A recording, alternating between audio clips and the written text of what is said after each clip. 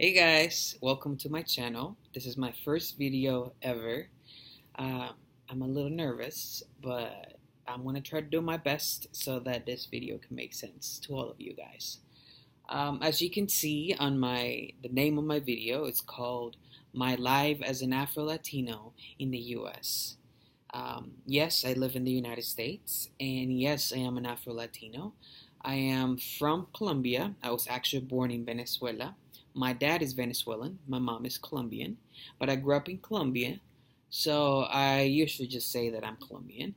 So I consider myself an Afro-Colombian, and I've been living here in the United States for 3 years. I live in the state of Wisconsin, in a very small town called Stevens Point, Wisconsin, and I go to school there. So what I want to talk to you guys about mainly today in this video is that it's about my perception or what I have gone through as an Afro-Latino, as a person of color in the US, and what perception do people from the United States have of people of color that come from different countries. Yeah. So at first, coming from Colombia, from Cartagena, it is about 1,300,000 people, more or less. So it's quite a big city, but not as big as other cities here in the United States, but still it's a big city. And the majority of the people in Cartagena, they have brown skin, dark skin, they have very tan skin. Oh, they have very, very light skin. So in Cartagena, you will see a mixture of everything. You see a lot of multiracial people. You see a lot of biracial people. You see a lot of white people, or just pure black people. And when I say black people, I mean African descendants. Yeah, people that come from African descent. And so, for example, in my personal case, my mom is black, and when I say black, she's an African descendant, Afro descendant, as we call it as well. So she's an Afro descendant. Her mother is an Afro descendant. Her grandmother is an Afro descendant. So I knew that on my mom's side, all my family was black, and for me that was just fine.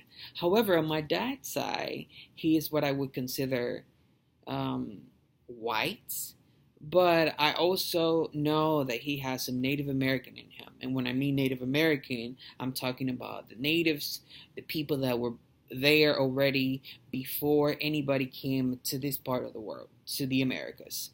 So I know that he has some Native American in him, but to me, he looks more white than Native American. He has green eyes, very small features, straight hair. Well, his hair is black, and that's one of the features that I would say that belongs to Native American people. However, he still looks white to me. Um, so, in this society that I grew up in, where the majority of the people are mixed with everything, and since I'm very light skinned, so I got a little tan already here in Florida. I'm on vacation. Well, that's not relevant. But since I'm very light skinned, people used to call me white boy or the white kid, or hey, where is your son, the white one, or the little white boy that you have, because I'm very light skinned. So I came to the US with this perception that I'm white, but I know that I'm not fully white because I'm a mixture of two different races, right? Or at least three races: Native American, black, and European, white. Um, the first time I experienced something with not being white was when I was in North Carolina. This was for Christmas time, and I was spending time with a friend and his family. And this girl, African American girl, approached me and she asked me, "Hey, where are you from?" Or she said, "What's your name?" She said, "What are you?" When she asked me that question, I didn't know what she meant. And apparently, that question is very typical in the United States when people want to know about your race, your ethnicity, your background, and where you come from. And I had never heard that question before, other than, what are you? Oh, I'm a pen. Oh, what are you? No, I'm a dog. But I didn't think of another answer for that question, so I couldn't answer it. My friend was behind me, and my friend answered the question for me, and he said, oh, yeah, he's biracial. His mom is black, his dad is white. Oh, okay. So we kept on talking. We had a nice conversation about our lives and whatever. So after we left the party, I asked my friend, hey, what do you mean I'm biracial? What do you mean I'm not the white person that I thought of myself before I came to the US? He said, because you simply are not white, and people are not going to see you as a white person. They're going to see you as a person of color because you are black. What do you mean I'm black? I don't know what being black means. Um, so I looked it up. I've been doing my research. I've been studying. I've been reading, and I've been watching videos and conferences and presentation. I have been having a lot of conversations with different people of color. I mean, people who are involved with the Afro diaspora in general. So I've been having very interesting conversations with a lot of people. I have even asked questions to people at my school in Stevens Point, just some quick interviews about the things that they know about race and what's the perception of being black and things like that.